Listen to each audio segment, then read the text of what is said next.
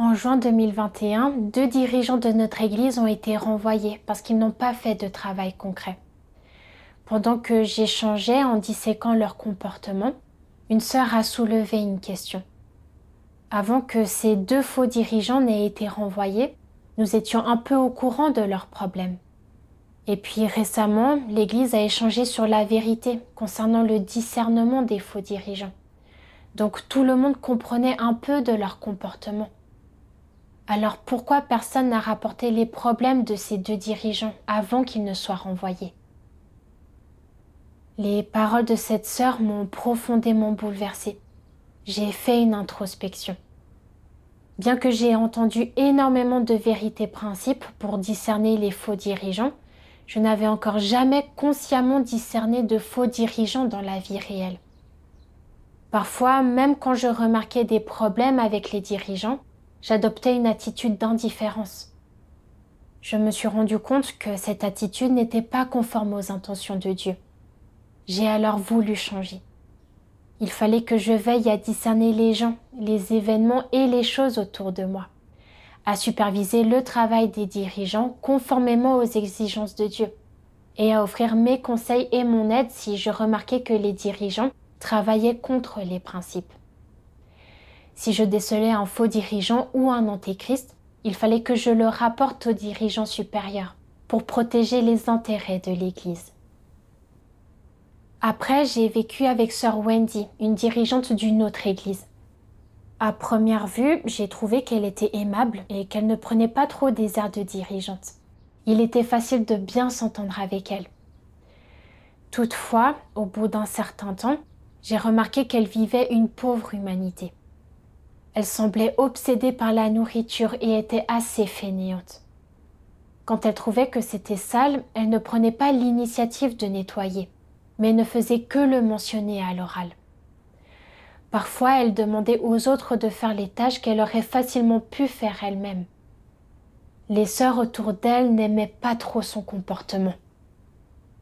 Au début, j'ai pensé que Wendy avait seulement des problèmes pour vivre son humanité, ce qui n'avait pas à voir avec les principes. Alors je n'ai pas pris les choses à cœur. Ensuite, j'ai remarqué qu'elle assistait souvent à des échanges en ligne dans sa chambre.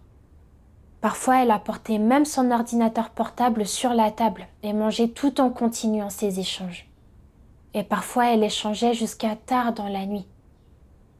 Mais les frères et sœurs ont dit qu'elle résolvait rarement leurs problèmes et les difficultés qu'ils rencontraient dans leurs devoirs.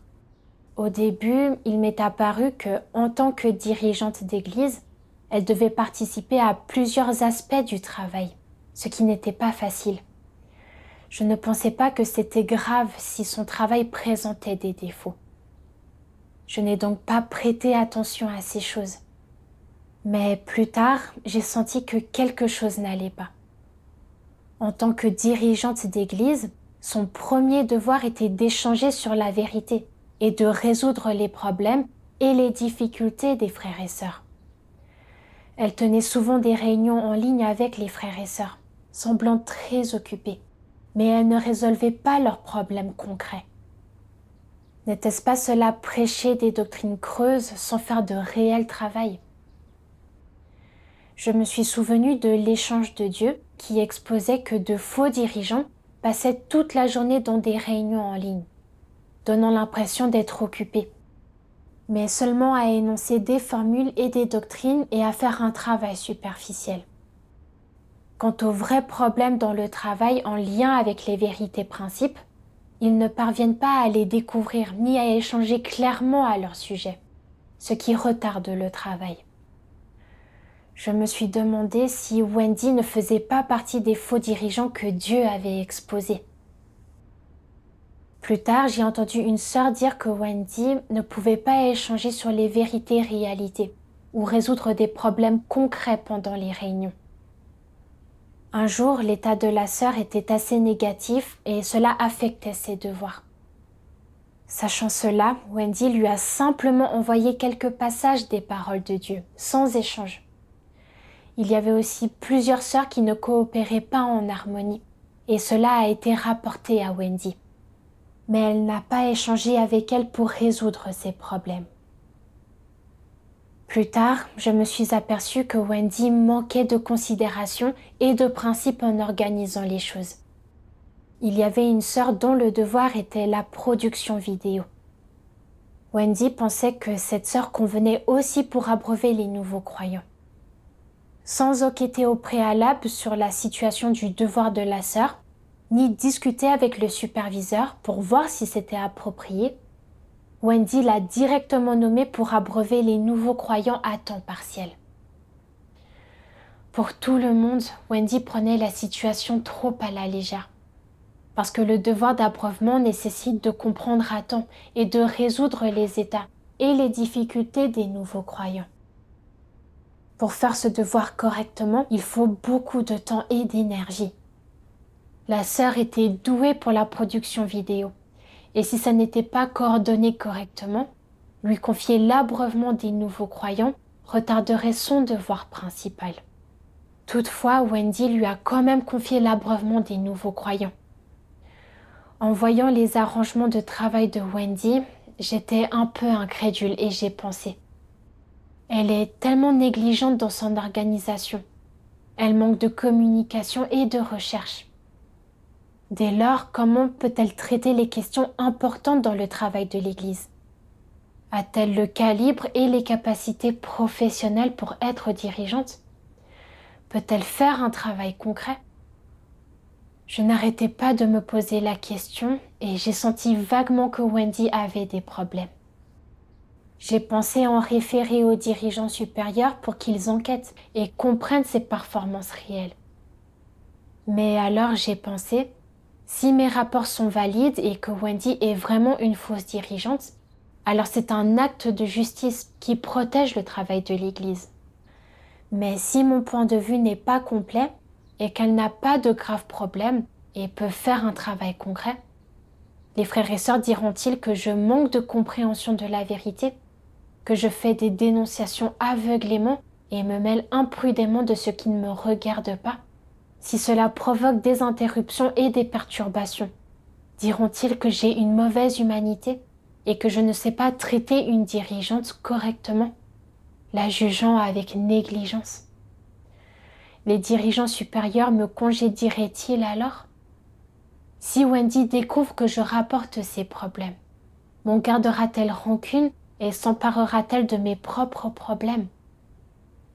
Wendy et moi habitons ensemble et nous nous voyons tous les jours. Comme cette situation serait inconfortable. En pensant à tout cela, j'ai hésité et je me suis réconfortée.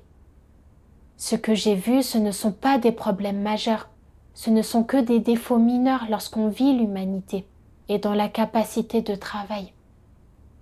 À l'avoir participé tous les jours à des échanges en ligne, j'ai l'impression qu'elle a un certain sens du fardeau. Oublions cela, je ne vais pas faire de rapport sur elle. Si elle ne fait pas de travail concret, les frères et sœurs de son Église feront un rapport sur elle. Les dirigeants et les ouvriers suivront et superviseront son travail et devraient ainsi comprendre ses problèmes. Il faut que j'arrête de m'inquiéter et de m'immiscer autant. Après avoir bien réfléchi, j'ai décidé de ne pas rapporter ces problèmes. Mais quand j'ai décidé de laisser faire, je me suis sentie mal à l'aise dans mon cœur et ma conscience était troublée. J'ai clairement vu qu'elle ne faisait pas un travail concret et j'ai reconnu que c'était un problème. Mais j'ai voulu éviter ce problème et passer outre. C'est de l'irresponsabilité. Si c'était vraiment une fausse dirigeante qui ne faisait aucun travail concret, cela allait directement affecter l'entrée dans la vie des frères et sœurs et retarder le travail de l'Église. J'ai réfléchi sur moi-même. Pourquoi étais-je si réticente à rapporter les problèmes de Wendy? De quoi étais-je inquiète? Quel tempérament corrompu me restreignait? Plus tard, j'ai lu ces paroles de Dieu. Dieu Tout-Puissant dit: l'aspect le plus important des philosophies des relations mondaines, c'est la sournoiserie. Les gens pensent que s'ils ne sont pas rusés, ils risquent d'offenser les autres et seront incapables de se protéger. Ils croient qu'ils doivent être assez rusés pour ne blesser ou n'offenser personne. et qu'ainsi ils se protègent leurs moyens de subsistance et prennent pied solidement au milieu des autres. Tous les non-croyants vivent selon la philosophie de Satan.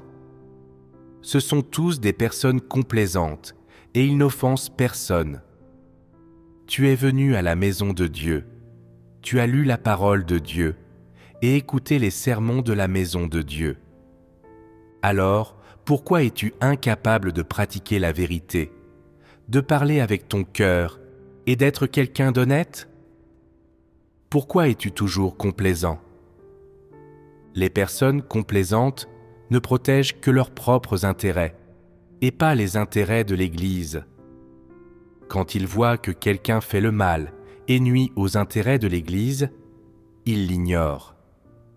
Ils aiment être complaisants et n'offensent personne. C'est irresponsable, et ce genre de personne est trop rusé et indigne de confiance. Pour protéger leur propre vanité et leur fierté, et pour préserver leur renommée et leur statut, certains aident volontiers les autres et font volontiers des sacrifices pour leurs amis, quoi qu'il leur en coûte. Mais quand il leur faut protéger les intérêts de la maison de Dieu, la vérité et la justice, leurs bonnes intentions se sont évanouies. Elles ont complètement disparu. Quand ils doivent mettre en pratique la vérité, ils ne le font absolument pas. Qu'est-ce qui se passe?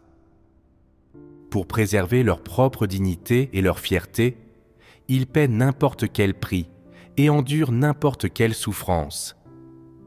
Mais quand ils doivent faire un réel travail et gérer des affaires concrètes, afin de préserver le travail de l'Église et les choses positives, et de protéger les élus de Dieu et pourvoir à leurs besoins, pourquoi n'ont-ils plus la force de payer n'importe quel prix et d'endurer n'importe quelle souffrance? C'est inconcevable. En réalité, ils ont un type de tempérament d'aversion pour la vérité. Pourquoi est-ce que je dis que c'est un tempérament d'aversion pour la vérité? Parce qu'ils s'enfuient et se cachent, et ne s'occupent d'aucune affaire appropriée, dès que quelque chose implique de rendre témoignage à Dieu, de mettre en pratique la vérité, de protéger les élus de Dieu, de lutter contre les complots de Satan, ou de protéger le travail de l'Église. Où sont leur héroïsme et leur ténacité à endurer la souffrance? Dans quoi les utilisent-ils? C'est facile à voir. Même si quelqu'un les réprimande en disant qu'ils ne doivent pas être égoïstes et abjects, ni se protéger, et qu'ils devraient protéger le travail de l'Église, ils s'en moquent. Ils se disent « Je ne fais pas ces choses-là, et je n'ai rien à voir avec elles. En quoi agir ainsi serait-il utile à ma recherche de gloire, de gain et de statut? » Ils ne poursuivent pas la vérité. Ils aiment uniquement rechercher la gloire, le gain et le statut, et ils ne font simplement pas du tout le travail que Dieu leur a confié. Aussi, quand on a besoin d'eux pour faire le travail de l'Église, ils préfèrent simplement fuir. Cela signifie que, dans leur cœur, ils n'aiment pas les choses positives, et ils ne sont pas intéressés par la vérité. C'est la claire manifestation d'une aversion pour la vérité. La plupart des gens désirent poursuivre et pratiquer la vérité, mais le plus souvent, ils ont seulement la résolution et le désir de le faire. La vérité n'est pas devenue leur vie. Résultat, quand ils se retrouvent confrontés aux forces du mal, ou rencontrent des personnes malfaisantes et des personnes mauvaises qui commettent des actes malfaisants, ou des faux dirigeants et des antéchrists qui agissent en enfreignant les principes, dérangeant ainsi le travail de l'Église et nuisant aux élus de Dieu. Ils perdent le courage de se lever et de s'exprimer. Comment se fait-il qu'ils n'aient pas de courage? Est-ce parce qu'ils sont craintifs ou qu'ils s'expriment de manière maladroite? Ou bien est-ce parce qu'ils ne comprennent pas clairement les choses et qu'ils n'osent pas prendre la parole? Rien de tout cela. C'est principalement la conséquence lorsqu'on est contraint par des tempéraments corrompus. Un des tempéraments corrompus que tu révèles est la malhonnêteté.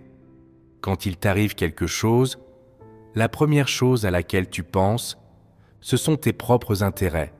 La première chose que tu considères, ce sont les conséquences, le fait que ce soit ou non profitable pour toi. C'est un tempérament malhonnête, n'est-ce pas? Un autre de ces tempéraments est l'égoïsme et la bassesse. Tu te dis, qu'est-ce qu'une perte dans les intérêts de la maison de Dieu a à voir avec moi? Je ne suis pas dirigeant, alors pourquoi devrais-je m'en soucier? Ça n'a rien à voir avec moi. Ce n'est pas ma responsabilité. De telles pensées et paroles ne sont pas quelque chose que tu penses consciemment, mais sont produites par ton subconscient, qui est le tempérament corrompu révélé, lorsque les gens rencontrent un problème. Les paroles de Dieu exposaient mon tempérament corrompu. J'étais égoïste et fourbe. J'ai vu que Wendy ne résolvait pas de problèmes concrets et ne faisait pas un réel travail sur bien des points, et que ses actions causaient déjà du tort aux intérêts de l'Église. Malgré ça, j'avais peur que si je la dénonçais à tort, les frères et sœurs aient une mauvaise opinion de moi, que je puisse être démise de mes fonctions. J'avais surtout peur d'offenser Wendy et de causer du tort à notre relation, rendant difficile toute entente par la suite. Voilà pourquoi je ne voulais pas faire de rapport sur elle. Pour me protéger et protéger mes propres intérêts, j'ai gardé le silence sur les problèmes que je voyais. Je n'ai pas du tout pratiqué la vérité ni protégé le travail de l'Église, ce qui est détestable et odieux aux yeux de Dieu. En pensant à la manière dont Wendy manquait de principe dans ses actions, ne savait pas distinguer les priorités dans son travail et ne faisait pas de travail concret, bien que je ne puisse pas être sûre à 100% qu'elle soit une fausse dirigeante, je voyais que ces problèmes affectaient clairement l'entrée dans la vie des frères et des sœurs, et le travail de l'Église.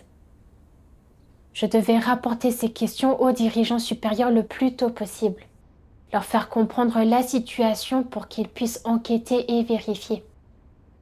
S'il était confirmé qu'elle était une fausse dirigeante, elle devait être renvoyée conformément aux principes. Si elle déviait juste un peu dans son travail, les dirigeants pourraient l'aider en échangeant sur ses problèmes. Autrement, si elle continuait à travailler comme cela retarderait le travail de l'Église et nuirait à l'entrée dans la vie des frères et sœurs. Toutefois, j'ai pensé d'abord que les problèmes de Wendy n'étaient pas en lien direct avec moi et que les rapporter à tort pourrait nuire à ma propre vanité et à mon avenir. Étant donné que je n'avais pas percé à jour ces problèmes, j'ai utilisé le fait de ne pas les avoir percés à jour et d'avoir peur de les rapporter à tort comme prétexte pour ne pas faire de rapport sur elles aux dirigeants supérieurs. J'ai aussi utilisé comme prétexte que si elle était vraiment une fausse dirigeante qui ne faisait pas de travail concret, d'autres frères et sœurs feraient un rapport sur elle. Je voulais laisser à d'autres le sujet qui fâche et me cacher comme une lâche. Pour conserver ma relation avec Wendy et protéger ma vanité, mes perspectives et mon destin, je n'ai pas du tout pris en compte les intérêts de l'Église, ni protégé son travail.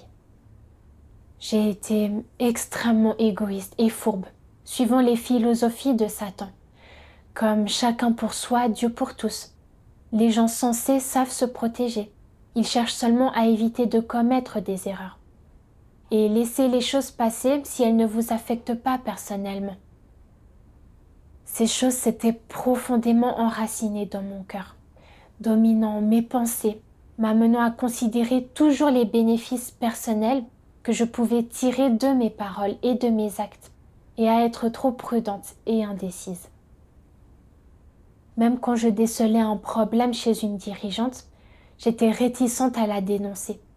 Je ne faisais que regarder les choses se dérouler alors que les intérêts de l'Église en étaient affectés. j'ai compris que vivre selon les tempéraments et les philosophies de Satan me rendait vraiment méprisable et mesquine, et que je manquais complètement d'intégrité et de ressemblance humaine. Si je continuais comme cela sans me repentir, Dieu allait me détester, m'abandonner et m'éliminer. Ces pensées me faisaient peur, et j'ai pris conscience que je devais vite me libérer des liens de ce tempérament satanique et ne plus être sous leur emprise.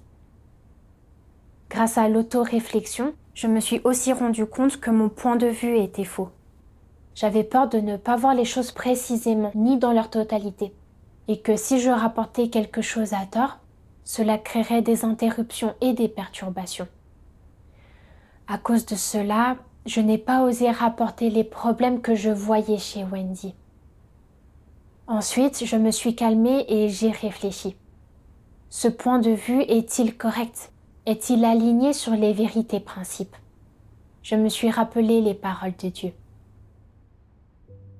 Dieu Tout-Puissant dit « Une personne talentueuse, promue et cultivée par la maison de Dieu, est-elle suffisamment capable d'effectuer son travail et de bien faire son devoir au cours de la période de promotion et de formation ou avant la promotion et la formation? Bien sûr que non.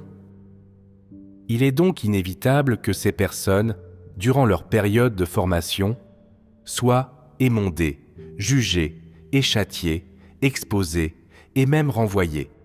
C'est normal, c'est la formation et la culture. Les gens ne doivent avoir ni attentes élevées, ni exigences irréalistes vis-à-vis de ceux qui sont promus et formés. Ce serait déraisonnable et injuste vis-à-vis d'eux. Vous pouvez superviser leur travail. Si vous découvrez des problèmes ou des choses qui violent les principes dans le cadre de leur travail, vous pouvez soulever la question et chercher la vérité pour résoudre ces problèmes. Ce que vous ne devez pas faire, c'est les juger, les condamner, les attaquer ou les exclure, parce qu'ils sont simplement en période de formation et ne doivent pas être considérés comme des gens qui ont été rendus parfaits, et encore moins comme des gens qui sont irréprochables ou qui possèdent la vérité-réalité. Quelle est donc la manière la plus raisonnable de les traiter?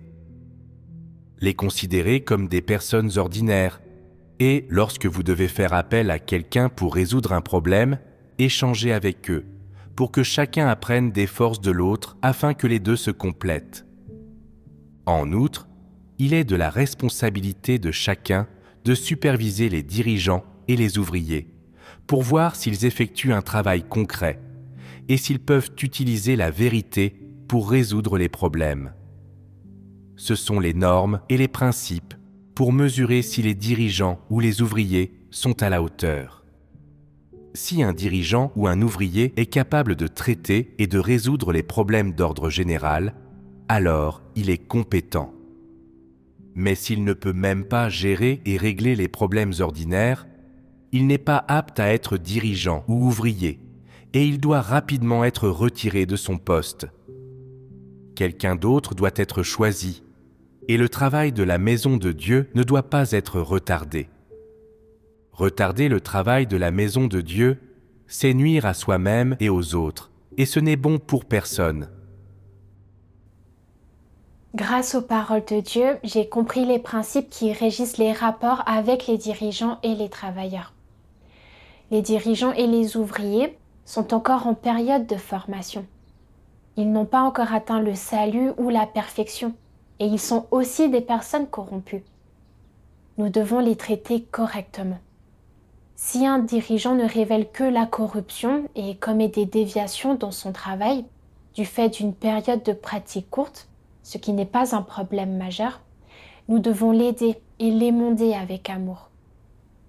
Toutefois, si un dirigeant ou un ouvrier est de faible calibre, s'il manque de capacité professionnelle et ne peut pas faire un travail concret, ou si l'humanité d'un dirigeant pose problème, s'il suit la mauvaise voie et ne fait pas de travail concret, alors poursuivre avec ce dirigeant retarde l'entrée dans la vie des frères et des sœurs et le travail de l'Église.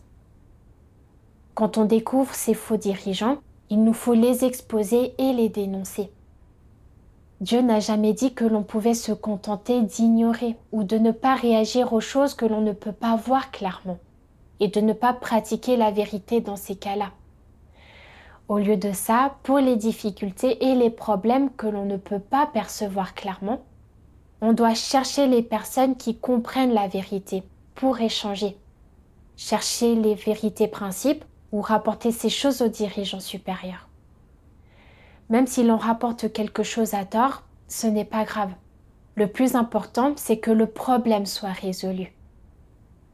Si l'on n'agit pas et qu'on ne fait rien parce qu'il y a une chose qu'on ne parvient pas à voir clairement et qu'on a peur de faire un rapport erroné et que la situation empire à mesure que les événements suivent leur cours et que cela cause du tort aux intérêts de l'Église et retarde son travail, il finira par être trop tard pour dire quoi que ce soit et les dommages seront irréversibles. Avant, je ne savais pas bien ce qui constituait des interruptions et des perturbations. Mais plus tard, en cherchant et en échangeant, j'ai compris plus de choses. Le fait que les actions d'une personne engendrent ou non des interruptions et des perturbations dépend principalement de la justesse de ses intentions, de savoir si les problèmes qu'elle rapporte sont vrais et s'ils impliquent les intérêts et les principes de l'Église. Si ses intentions sont justes, si ce qui est rapporté est vrai et sert à protéger les intérêts de l'Église, alors même si cette personne ne voit pas clairement si un dirigeant est faux à ce moment-là, rapporter les problèmes qu'elle voit en se basant sur des faits revient à protéger le travail de l'Église, et ce n'est pas considéré comme une interruption et une perturbation. Toutefois, si ses intentions sont mauvaises et qu'elle a d'autres motivations, comme lutter pour le pouvoir, s'accrocher aux écarts dans le travail d'un dirigeant pour en faire tout un plat, le renverser pour prendre sa place ou avoir du ressentiment après avoir été émondé par le dirigeant, trouver des choses à redire et distordre les faits pour attaquer et juger le dirigeant afin d'exprimer des griefs personnels, ou pinailler à propos du dirigeant conformément à son propre tempérament arrogant, s'accrocher aux révélations de corruption du dirigeant, ses écarts, ses problèmes, ses défaillances ou ses lacunes dans ses devoirs, et faire sans cesse des objections et essayer de trouver un moyen de pression sans lâcher prise, alors ce sont des interruptions et des perturbations. En prenant conscience de ça, j'ai gagné une meilleure compréhension de la distinction entre la recherche et la dénonciation normale des problèmes et des interruptions et des perturbations. Après avoir compris les principes, j'ai repensé aux problèmes de Wendy et j'ai pris conscience que sa piètre humanité n'était pas un problème important et que cela pouvait être traité avec les conseils appropriés et de l'aide au moment opportun. Toutefois, ces arrangements hâtifs qui ne reposaient pas sur des principes ont perturbé les devoirs des frères et sœurs, ainsi que le travail de l'Église. Elle était aussi peu attentive à ses responsabilités principales, manquait d'un vrai sens du fardeau. Elle ne parvenait pas à atteindre des résultats dans le travail dont elle était chargée, et elle ne résolvait pas les états et les problèmes des frères et sœurs. Il s'agissait de savoir si elle pouvait faire et avait déjà fait du travail concret. Même si je ne pouvais pas voir clairement ces choses et la qualifier de fausse dirigeante, je pouvais faire un rapport et demander conseil. Étant donné que mon intention n'était pas de lui rendre la vie difficile ou d'avoir un moyen de pression sur elle, pratiquer de la sorte était approprié. Je ne pouvais pas me dédouaner en disant « Si je ne vois pas quelque chose clairement, le rapporter à tort causera des interruptions et des perturbations pour bâcler cette tâche. » Ça aurait été irresponsable vis-à-vis du travail de l'Église et ça aurait été la manifestation d'une non-protection des intérêts de l'Église et d'une non-pratique de la vérité. Par la suite, j'ai lu un autre passage des paroles de Dieu. Dieu Tout-Puissant dit « Une fois que la vérité sera devenue vie en toi, lorsque tu observeras quelqu'un qui blasphème contre Dieu, qui ne craint pas Dieu, qui est négligent dans l'accomplissement de son devoir ou qui interrompt et perturbe le travail de l'Église, tu réagiras selon les vérités principes et tu seras capable d'identifier et d'exposer cette personne si nécessaire. Si tu es quelqu'un qui croit vraiment en Dieu, alors, même si tu n'as pas encore obtenu la vérité et la vie, au moins tu parleras et agiras du côté de Dieu. À tout le moins, tu ne resteras pas les bras croisés lorsque tu verras que les intérêts de la maison de Dieu sont compromis. Lorsque tu auras envie de fermer les yeux, tu te sentiras coupable, tu seras mal à l'aise et tu te diras « Je ne peux pas rester assis ici à ne rien faire. Je dois me lever et dire quelque chose. Je dois prendre mes responsabilités. Je dois exposer ce mauvais comportement. Je dois y mettre fin, afin que les intérêts de la maison de Dieu ne soient pas lésés et que la vie de l'Église ne soit pas perturbée. » Si la vérité est devenue ta vie, alors non seulement tu auras ce courage et cette résolution, et tu seras capable de comprendre entièrement la question, mais tu assumeras également la responsabilité que tu dois assumer vis-à-vis de l'œuvre de Dieu et des intérêts de sa maison, et ton devoir sera ainsi accompli. De ces paroles de Dieu, j'ai compris que ceux qui ont les vérités réalités ont un cœur qui craint Dieu. Quand ils se trouvent face à des situations, ils agissent conformément aux vérités principes. Quand ils perçoivent des problèmes qui nuisent aux intérêts de l'Église ou qui perturbent son travail, ils ne restent pas sans rien faire et ne les ignorent pas. Ils n'ont pas non plus comme priorité de maintenir des relations avec les autres ou de protéger leurs propres intérêts. Au lieu de cela, ils se concentrent sur la protection des intérêts et du travail de l'Église. Ils ont le courage d'exposer les choses négatives et d'agir conformément aux principes. Et ils ont le sens du fardeau et sont responsables dans leurs devoirs. À présent que Dieu s'était arrangé pour que je voie les problèmes concernant Wendy, j'avais la responsabilité de les suivre et de les résoudre. Je ne pouvais pas faire comme si je ne voyais rien. Je devais mettre au grand jour ces problèmes et demander conseil aux dirigeants supérieurs. Quelle que soit la façon dont les frères et sœurs pourraient me percevoir, et que je sois ou non réprimée ou tourmentée, je devais agir conformément aux vérités principes. Je devais avoir foi en Dieu et croire en sa droiture. Ces pensées à l'esprit, j'ai abandonné mes inquiétudes. Plus tard, je suis allée voir une dirigeante supérieure pour rapporter les problèmes.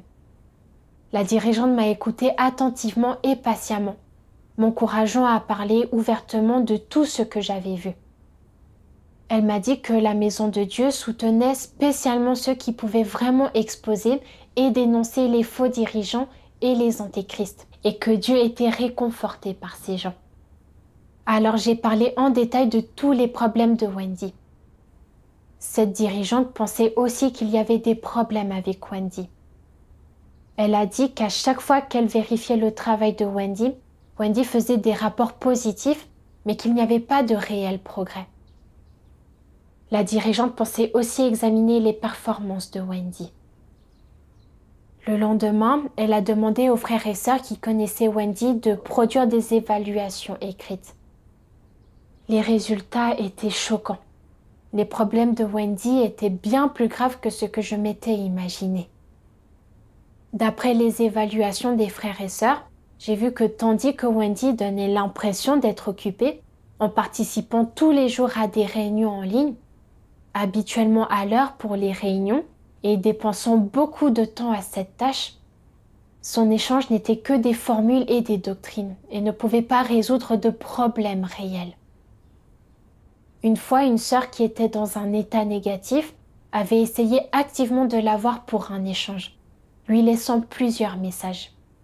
Mais Wendy n'était jamais venue l'aider. Quand elle avait finalement convenu d'un entretien, avant même de commencer l'échange, Wendy avait laissé la sœur seule pour aller traiter des affaires personnelles, affichant une froideur et un égoïsme particulier. Elle vérifiait et suivait rarement les devoirs des frères et des sœurs. Et quand parfois ça lui arrivait, elle ne le faisait que machinalement. Elle n'identifiait pas et ne résolvait pas proactivement les divers problèmes et difficultés. Elle n'accomplissait pas du tout un rôle de dirigeant. Quand elle voyait de piètres résultats dans les devoirs des frères et des sœurs, elle ne faisait que le rappeler et les aiguillonnait, comme si elle était contremaître dans une usine. Quant aux problèmes réels, comme savoir où leurs devoirs s'étaient embourbés et comment trouver des solutions, elle ne leur accordait jamais d'attention. En outre, elle manquait de principe dans la réassignation du personnel. Elle a réassigné 2 ouvriers d'évangélisation essentiels pour qu'ils fassent des devoirs liés aux affaires générales, ce qui n'a pas tardé à avoir un impact sur le travail d'évangélisation. Elle les a donc réassignés à leur première tâche. Elle a fait la même chose pour trouver des personnes chargées de l'abreuvement, ne considérant jamais la situation des devoirs des frères et sœurs, et ne choisissant que ceux qu'elle pensait appropriés sans vraiment y réfléchir. Ce qui a eu pour résultat de perturber les devoirs des frères et des sœurs et de perturber le travail de l'Église. D'après l'exposition par les frères et les sœurs de chacun de ces comportements, il était clair que Wendy n'arrivait pas à faire avancer le travail dont elle était responsable au sein de l'Église, voire même l'empêchait. Plus tard, j'ai lu 2 passages des paroles de Dieu qui m'ont aidé à mieux comprendre l'essence des comportements de Wendy. Les paroles de Dieu disent : Comment peut-on juger si un dirigeant s'acquitte des responsabilités des dirigeants et des ouvriers, ou s'il est un faux dirigeant ? Au niveau le plus fondamental, il faut regarder s'il est capable de faire un réel travail, s'il a ce calibre ou non. Ensuite, il faut voir s'il porte le fardeau pour bien faire ce travail. Ignorer à quel point les choses qu'il dit semblent agréables et à quel point il semble comprendre les doctrines, et ignorer à quel point ils sont talentueux et doués lorsqu'ils s'occupent des affaires extérieures. Ces choses ne sont pas importantes. Ce qui est le plus essentiel, c'est de savoir s'il est capable de mener à bien les aspects du travail les plus fondamentaux de l'Église, s'il peut résoudre les problèmes à l'aide de la vérité, et s'il peut amener les gens à entrer dans la vérité-réalité. Voilà le travail le plus fondamental et essentiel. S'il est incapable de satisfaire ces aspects du travail réel, alors, quelle que soit la qualité de son calibre, la mesure de son talent, ou sa capacité à endurer des difficultés et à payer un prix, il s'agit quand même d'un faux dirigeant. Certains disent « Tant pis s'il ne fait aucun travail réel actuellement. Il est de bon calibre et compétent. S'il se forme un moment, il deviendra forcément capable de faire un travail réel. De plus, il n'a rien fait de mal, et il n'a pas commis le moindre acte malfaisant ni provoqué d'interruption ou de perturbation. Comment peux-tu dire que c'est un faux dirigeant ? Comment pouvons-nous expliquer cela ? Peu importe ton talent, le niveau de calibre et d'instruction que tu possèdes, le nombre de slogans que tu peux scander, ou le nombre de formules et de doctrines que tu saisis, que tu sois débordé ou épuisé en fin de journée, quelle que soit la distance que tu as parcourue, le nombre d'églises que tu as visitées, ou les risques que tu prends et les souffrances que tu endures. Rien de tout cela n'a d'importance. Ce qui compte, c'est de savoir si tu accomplis ton travail conformément aux arrangements de travail, si tu mets en œuvre ces arrangements avec précision, si tant que tu es dirigeant, tu t'impliques dans chaque travail spécifique dont tu as la responsabilité, et le nombre de problèmes concrets que tu as effectivement résolus. Le nombre d'individus qui est parvenu à comprendre les vérités principes sous ta direction et grâce à tes conseils, et la mesure dans laquelle le travail de l'Église a progressé et s'est développé. Ce qui compte, c'est de savoir si tu as obtenu ou non ces résultats. Indépendamment du travail spécifique dans lequel tu es engagé, ce qui compte, c'est que tu assures le suivi et l'orientation du travail de manière constante, plutôt que de te comporter de façon hautaine et imposante et de donner des ordres. En plus de cela, ce qui compte également, c'est de savoir si tu as une entrée dans la vie lorsque tu fais ton devoir, si tu sais traiter les questions conformément aux principes, si tu possèdes un témoignage de mise en pratique de la vérité, et si tu es capable de gérer et de résoudre les problèmes réels auxquels est confronté le peuple élu de Dieu. Ces éléments, entre autres similaires, sont autant de critères permettant d'évaluer si un dirigeant ou un ouvrier s'est acquitté ou non de ses responsabilités. Les faux dirigeants sont fondamentalement incapables de faire le travail essentiel et crucial de l'Église. Ils se contentent de gérer les plus simples des affaires courantes. Leur propre travail n'est ni déterminant ni décisif dans le travail de l'Église dans son ensemble, et il ne produit pas de résultats concrets. Leur échange ne traite en réalité que de banalités et de lieux communs, uniquement fait de formules et de doctrines répétées à l'envi. Il est incroyablement creux, vague et imprécis. Leur échange ne contient que des choses que les gens pourraient comprendre eux-mêmes grâce à une simple lecture littérale. Ces faux dirigeants ne peuvent en aucun cas résoudre les problèmes réels que le peuple élu de Dieu rencontre dans son entrée dans la vie, et ils sont notamment encore moins capables de résoudre les notions, les produits de l'imagination et les révélations des tempéraments corrompus des gens. L'important est que les faux dirigeants ne peuvent tout simplement pas assumer le travail vital arrangé par la maison de Dieu, tel que le travail d'évangélisation, le travail de production de films ou le travail textuel. En particulier, lorsqu'il s'agit d'un travail qui implique des connaissances professionnelles, quand bien même les faux dirigeants sauraient parfaitement qu'ils sont novices en la matière.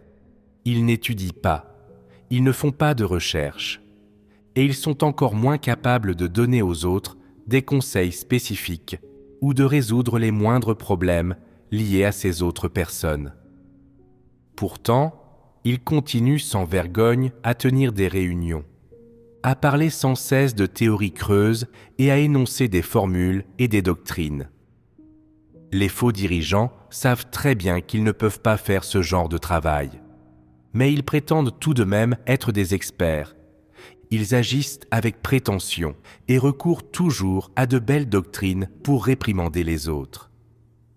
Ils sont incapables de répondre aux questions de qui que ce soit, mais ils n'en trouvent pas moins des prétextes et des excuses pour réprimander les autres, en leur demandant pourquoi ils n'apprennent pas la profession, pourquoi ils ne cherchent pas la vérité et pourquoi ils sont incapables de résoudre leurs propres problèmes. Ces faux dirigeants, qui sont novices en la matière et qui ne peuvent résoudre aucun problème, continuent à faire la leçon aux autres du haut de leur position. En apparence, ils semblent très occupés aux yeux des autres, comme s'ils étaient capables de faire beaucoup de travail et qu'ils étaient très compétents, mais en réalité, ils ne sont rien. Les faux dirigeants sont manifestement incapables de faire un travail réel, mais ils vont et viennent avec enthousiasme et disent toujours les mêmes platitudes dans les réunions, se répétant sans cesse, sans être capables de résoudre un seul problème concret. Les gens en ont assez et ne parviennent pas à en tirer la moindre édification. Ce genre de travail est terriblement inefficace et ne donne aucun résultat. C'est ainsi que les faux dirigeants travaillent et cela retarde le travail de l'Église. Pourtant, les faux dirigeants ont toujours l'impression de faire un travail important et d'être très compétents, alors qu'en réalité, ils n'ont pas bien fait un seul aspect du travail de l'Église. Ils ne savent pas si les dirigeants et les ouvriers placés sous leur responsabilité sont à la hauteur, ni si les dirigeants et les superviseurs des différentes équipes sont capables d'assumer leur travail. Et ils ne se soucient pas ni ne demande si des problèmes sont survenus dans l'accomplissement des devoirs des frères et sœurs. Bref, bien que les faux dirigeants ne puissent résoudre aucun problème dans leur travail, ils s'emploient à s'affairer avec énergie. Du point de vue des autres, les faux dirigeants sont capables d'endurer des souffrances. Ils sont disposés à payer un prix et passent leur journée à courir dans tous les sens. À l'heure du repas, il faut les appeler à table et ils se couchent très tard. Pourtant, les résultats de leur travail ne sont tout simplement pas bons. La conséquence la plus évidente de la présence au travail d'un faux dirigeant depuis un certain temps est que la plupart des gens sont incapables de comprendre la vérité, qu'ils ne savent pas discerner à quel moment quelqu'un révèle de la corruption ou développe des notions, et qu'ils ne comprennent absolument pas les vérités principes qui devraient être appliquées dans l'exécution de leurs devoirs. Ceux qui accomplissent leurs devoirs, comme ceux qui ne les accomplissent pas, sont tous paresseux, dénués de retenue, indisciplinés et dans une confusion sans nom. La plupart d'entre eux sont sans doute capables d'énoncer quelques formules et doctrines, mais dans l'exécution de leurs devoirs, ils ne font qu'observer les règles. Ils ne savent pas comment chercher la vérité pour résoudre les problèmes. Dans la mesure où les faux dirigeants ne savent pas eux-mêmes comment chercher la vérité pour résoudre les problèmes, comment pourraient-ils amener les autres à le faire? Quoi qu'il arrive aux autres, les faux dirigeants ne peuvent que les encourager en disant « Nous devons faire preuve de considération envers les intentions de Dieu. Nous devons faire preuve de loyauté dans l'accomplissement de nos devoirs. Quand il nous arrive quelque chose, nous devons savoir prier et chercher les vérités principes. » Les faux dirigeants scandent souvent ces slogans et ces doctrines, mais cela ne donne aucun résultat. Après les avoir entendus, les gens ne comprennent toujours pas ce que sont les vérités principes, et ils n'ont pas de chemin de pratique. Le comportement de Wendy était exactement comme ce que les paroles de Dieu exposaient. Elle concentrait son attention sur le fait d'avoir l'air occupé, agissant machinalement, adhérant aux formalités et débitant des slogans, des formules et des doctrines en faisant son devoir. Elle ne s'immergeait pas parmi les frères et sœurs et ne regardait pas leur état et leurs difficultés réelles, sans parler de trouver la vérité pour résoudre ces questions. Elle était comme un fonctionnaire du Parti communiste qui émet des commandements d'en haut sans vraiment comprendre les conditions du peuple. Il était évident qu'elle était une fausse dirigeante qui n'accomplissait pas de travail concret. Plus tard, les dirigeants ont tenu une réunion pour discerner les comportements de Wendy conformément aux paroles de Dieu. Tout le monde en a acquis une meilleure compréhension des principes pour discerner les faux dirigeants. Ils ont pris conscience que le critère pour déterminer si un dirigeant accomplissait un travail concret n'était pas à quel point il semblait occupé ou criait fort ses slogans, mais s'il était capable de résoudre des problèmes concrets et de parvenir à des résultats véritables dans son travail. À la fin, tout le monde était d'accord pour renvoyer Wendy. À la vue du résultat, j'étais très enthousiaste, mais j'ai aussi regretté de ne pas avoir rapporté ces problèmes plus tôt. Si je les avais rapportés plus tôt, on aurait pu éviter bien des pertes au niveau du travail de l'Église. À travers cette expérience, j'ai appris à mieux discerner les faux dirigeants et j'ai acquis des connaissances sur mon propre tempérament corrompu. J'ai compris à quel point j'avais été égoïste et fourbe, essayant toujours de me protéger et sacrifiant les intérêts de l'Église pour me protéger moi-même dans les moments critiques. Si ces tempéraments sataniques en moi n'étaient pas résolus, je serais certainement détestée, abandonnée et éliminée par Dieu. J'ai aussi corrigé un point de vue fallacieux. Avant, je n'osais pas rapporter des choses que je ne pouvais pas percevoir clairement, craignant que mon point de vue ne soit pas exhaustif et que je sois tenue pour responsable si je rapportais quelque chose à tort. comme s'il fallait que je sois sûre à 100% et infaillible avant de rapporter quoi que ce soit aux dirigeants supérieurs. Toutefois, en pratiquant de la sorte, un grand nombre de faux dirigeants, d'antéchrists, de personnes malfaisantes et d'incrédules ne seront pas identifiés et traités à temps. Et au moment où ils causeront des pertes significatives dans le travail de l'Église, ou commettront toutes sortes de mauvaises actions et provoqueront un vaste scandale, il sera trop tard pour les renvoyer ou les exclure. Le mal sera fait. J'ai vu que mon inquiétude première, à savoir, si je ne peux pas voir quelque chose clairement, le rapporter à tort causera des interruptions et des perturbations, était ridicule. Il s'agit aussi d'une philosophie satanique rusée des relations mondaines, et elle n'est pas alignée sur les vérités principes. À travers cette expérience, j'ai véritablement ressenti que la maison de Dieu était régie par la vérité et la justice, que les faux dirigeants et les antéchrists ne pouvaient pas rester dans la maison de Dieu, et que la maison de Dieu soutenait et défendait particulièrement les actes d'exposition et de dénonciation des faux dirigeants. C'est seulement en étant une personne qui pratique la vérité et protège les intérêts de l'Église qu'on peut être aligné sur les intentions de Dieu.